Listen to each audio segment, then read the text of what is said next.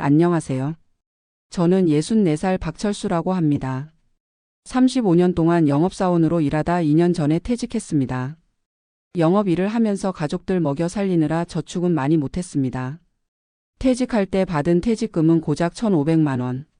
그마저도 아내의 무릎 수술과 생활비로 거의 다 써버렸죠. 지금은 3가지 일을 하며 월 200만 원을 벌고 있습니다. 제 이야기가 비슷한 처지에 있는 분들에게 조금이나마 도움이 되었으면 합니다. 대기업도 아니고 중소기업에서 영업사원으로 일했던 저는 퇴직하면서 1,500만 원의 퇴직금을 받았습니다. 처음에는 이 돈으로 작은 창업을 해볼까 생각했지만 현실은 냉혹했습니다. 창업 자금으로는 턱없이 부족했고 실패할 경우 마지막 남은 돈마저 잃을 수 있다는 두려움이 컸습니다. 게다가 퇴직한 지 한 달 만에 아내가 무릎 관절 수술을 받게 되었고 보험금으로 해결되지 않는 700만 원 가량의 의료비가 들어갔습니다. 남은 800만 원으로는 길어야 8개월 정도 생활할 수 있었습니다. 처음에는 다시 영업직으로 취업하려고 이력서를 여러 군데 보냈습니다. 30년 넘게 영업 경험이 있으니 어디든 쓸 데가 있을 거라고 생각했죠. 하지만 50통이 넘는 이력서를 보냈는데도 연락이 온 곳은 단 5군데. 그마저도 면접에서 돌아오는 대답은 경험은 좋은데 나이가 좀 이었습니다. 한 면접관은 노골적으로 우리 회사는 직원 평균 나이가 35살인데 아무래도 적응이 어려울 것 같다고 말하더군요. 그땐 정말 어디에도 쓸모없는 사람이 된 것 같아 우울했습니다. 아내는 저보고 쉬라고 했지만 저는 일을 해야 했습니다. 국민연금만으로는 생활이 불가능했고 2 아이는 각자의 가정을 꾸려 도움을 청하기도 민망했습니다. 무엇보다 제가 번 돈으로 생활해온 지 40년, 갑자기 손을 놓고 있자니 정신적으로 견디기 힘들었습니다. 그래서 결심했습니다. 나이 때문에 회사에서 안 받아준다면 체력으로 승부할 수 있는 아르바이트를 하자고요. 처음 시작한 일은 아파트 단지 청소였습니다. 집에서 자전거로 15분 거리에 있는 300세대 규모의 아파트 단지에서 새벽 5시부터 7시까지 2시간 동안 청소를 합니다. 처음에는 쓰레기 분리수거장 정리, 주차장 쓸기, 복도 청소 등을 하는 일이 너무 낯설었습니다. 30년 넘게 양복 입고 영업하던 사람이 빗자루를 들고 있으니 자존심이 상하기도 했죠. 하지만 첫 달 월급 80만 원을 받았을 때 그 돈이 그 어느 때보다 값지게 느껴졌습니다. 청소 일을 시작한 지 한 달쯤 되었을 때 아침에 자주 마주치던 아주머니가 물었습니다. 아저씨 혹시 시간 되세요? 우리 식당에서 설거지 좀 도와주실래요? 그렇게 2번째 일자리가 생겼습니다. 오전 10시부터 오후 2시까지 4시간 동안 중식당에서 설거지를 하고 월 60만 원을 받게 되었습니다. 식당 주인 아주머니는 67살로 저보다 3살 많은데 아직도 주방에서 요리하는 모습을 보니 저도 힘이 났습니다. 그리고 3번째 일은 우연히 알게 되었습니다. 식당 단골 손님이 치킨집을 운영하는데 저녁 시간에 배달할 사람이 필요하다고 해서 시작하게 되었습니다. 저녁 6시부터 8시까지 2시간 동안 자전거로 치킨 배달을 합니다. 처음에는 무거운 치킨 박스를 들고 자전거 타는 게 힘들었지만 한 달이 지나니 적응되더군요. 게다가 배달 팁까지 합쳐 월 60만 원 정도를 벌게 되었습니다. 제 하루 일과는 새벽 4시에 시작됩니다. 4시 반에 일어나 간단히 물 한 잔과 바나나 하나를 먹고 자전거를 타고 아파트 단지로 향합니다. 5시부터 7시까지 청소를 하고 집에 돌아와 아내가 차려준 아침을 먹습니다. 그리고 9시 반에 다시 자전거를 타고 식당으로 갑니다.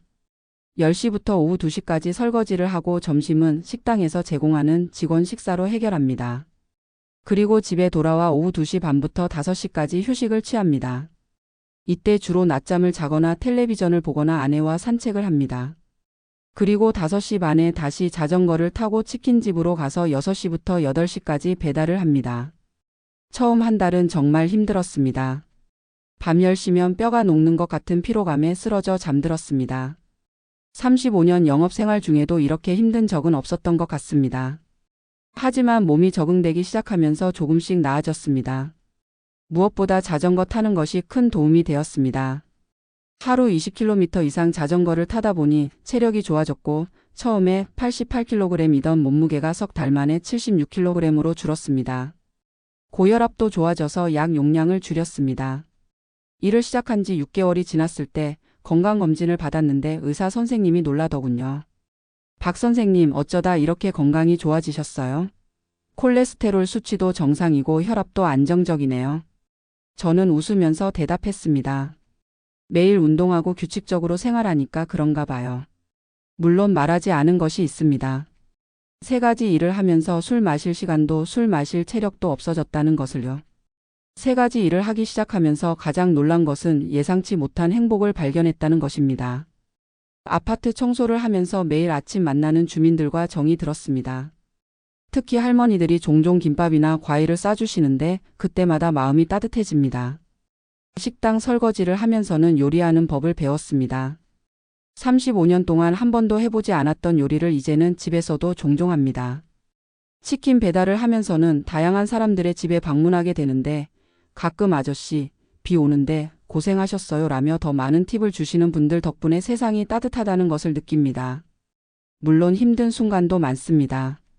무더운 여름날 자전거로 배달할 때는 숨이 턱에 차고 추운 겨울 아침에 청소를 할 때는 손가락이 얼어붙는 것 같습니다. 한 번은 배달 가다가 넘어져서 갈비뼈에 금이 가기도 했습니다. 하지만 이런 어려움도 지나고 나면 또 하나의 추억이 됩니다. 어느 날 치킨 배달을 가다가 우연히 옛 직장 동료를 만났습니다. 그는 저를 보더니 놀라면서 물었습니다. 철수 씨 왜 이러고 있어요? 힘들지 않아요? 저는 웃으면서 대답했습니다. 힘들지만 보람 있어요. 내 힘으로 벌어서 생활하니까 자부심도 생기고요. 그날 집에 돌아와 생각해보니 정말 그랬습니다. 이를 통해 얻는 것은 단지 돈뿐만이 아니었습니다. 사람들과의 관계, 건강한 생활, 그리고 무엇보다 자신에 대한 자부심이었습니다. 월 200만 원을 버는 것은 물론 예전 영업사원 시절의 급여보다 훨씬 적습니다. 하지만 지출도 많이 줄었습니다. 비싼 옷이나 외식이 필요 없어졌고 골프도 끊었으며 불필요한 모임도 많이 줄였습니다. 월세 40만 원, 식비 50만 원, 공과금 및 각종 보험료 30만 원 등 기본 생활비로 약 120만 원을 쓰고 나머지 80만 원은 저축을 합니다. 아내도 요가 강사로 월 70만 원 정도를 벌어 그중 50만 원을 저축합니다. 그렇게 매월 130만 원씩 저축하면 6년 후 제가 69살이 되는 해에는 약 1억 원을 모을 수 있습니다. 저희 부부의 목표는 간단합니다. 70세까지 일할 수 있을 때까지 열심히 일해서 1억 원을 모으고 그 돈으로 작은 전원주택을 구입해 텃밭을 가꾸며 노후를 보내는 것입니다. 큰 욕심은 없습니다. 다만 자식들에게 짐이 되지 않고 스스로의 힘으로 살아가고 싶을 뿐입니다. 퇴직 후 처음 몇 개월은 정말 막막했습니다. 35년 동안 해온 일을 더 이상 할 수 없다는 현실, 나이 때문에 거절당하는 서러움, 그리고 앞으로 어떻게 살아가야 할지에 대한 불안감이 컸습니다. 하지만 지금은 오히려 감사함을 느낍니다. 3가지 일을 하면서 만난 다양한 사람들, 얻게 된 새로운 경험들, 그리고 무엇보다 건강하게 일할 수 있다는 것에 감사합니다. 특히 기억에 남는 순간이 있습니다. 3개월 전 치킨을 배달했던 한 대학생이 문을 열며 저를 보더니 아버지랑 동갑이세요? 라고 물었습니다. 제가 그럴 수도 있겠네요 라고 대답하자 그 학생이 말했습니다. 정말 존경합니다. 우리 아버지는 50대 중반인데 일찍 은퇴하시고 집에만 계세요. 술 드시고 화내는 일이 많아져서 가족들이 힘들어해요. 어르신처럼 열심히 사시는 모습을 보여주셨으면 좋겠어요. 그날 밤 집에 돌아와 생각해보니 제가 하는 일이 단지 돈을 버는 것 이상의 의미가 있다는 것을 깨달았습니다. 청소를 할 때 종종 만나는 68살 김할머니는 저에게 이런 말씀을 해주셨습니다. 사람은 일이 있어야 정신이 또렷해져. 내가 14살에 시집 와서 80살까지 일했어. 지금도 가끔 농사일 도와주러 가. 일이 사람을 살려. 그 말씀이 제 가슴에 깊이 와 닿았습니다. 퇴직 후에도 일을 계속하는 것이 쉬운 결정은 아니었습니다. 주변에서는 그 나이에 왜 그렇게 고생하냐, 아들 딸한테 용돈이나 받고 편하게 살지라는 말도 많이 들었습니다. 하지만 저는 제 선택에 후회가 없습니다. 오히려 이전보다 더 충실한 삶을 살고 있다고 느낍니다. 아침에 일어나 새벽 공기를 마시며 자전거를 타고 출근할 때, 청소를 마치고 깨끗해진 아파트 단지를 바라볼 때, 설거지를 하면서 주방 아주머니들과 웃으며 대화할 때, 치킨을 배달하고 감사합니다 라는 인사를 들을 때 그 모든 순간이 제게는 소중한 시간들입니다. 제 아내는 처음에는 걱정했지만 지금은 제 가장 든든한 지원자가 되었습니다. 매일 아침 일찍 일어나 제 아침 식사를 준비해주고 저녁에 지친 몸으로 돌아오면 따뜻한 물로 발을 씻겨줍니다. 그리고 매일 밤 우리는 함께 내일의 계획과 꿈에 대해 이야기합니다. 젊었을 때는 바빠서 나누지 못했던 대화들을 이제야 나누고 있습니다. 이제 세 가지 일을 시작한 지 1년 6개월이 지났습니다. 그동안 저축한 돈이 2천만 원을 넘었습니다. 아직 목표인 1억 원에는 많이 부족하지만 한 걸음씩 나아가고 있다는 것에 만족합니다. 64살이라는 나이가 때로는 무겁게 느껴지지만 그래도 저는 아직 할 수 있는 일이 많다고 믿습니다. 퇴직 후 처음에는 제가 사회에서 필요 없는 사람이 된 것 같아 우울했습니다. 하지만 지금은 알게 되었습니다. 나이는 그저 숫자에 불과하며 진정한 가치는 스스로 만들어가는 것이라는 사실을요. 세 가지 일을 하며 월 200만 원을 버는 것이 화려하지 않을 수 있지만 저에게는 가장 값진 삶의 방식입니다. 혹시 저와 비슷한 상황에 처한 분들이 계시다면 말씀드리고 싶습니다. 포기하지 마세요. 우리에게는 아직 할 수 있는 일이 많습니다. 비록 예전처럼 높은 연봉을 받는 직장은 아닐지라도 자신의 힘으로 생활할 수 있다는 것, 그것이 가장 큰 자부심이 될 수 있습니다. 저는 앞으로도 건강이 허락하는 한 일을 계속할 것입니다. 그리고 언젠가 작은 전원주택에서 아내와 함께 텃밭을 가꾸며 평화로운 노후를 보내는 날을 꿈꿉니다. 그날까지 저는 오늘도 새벽 4시에 일어나 자전거를 타고 출근길에 오를 것입니다.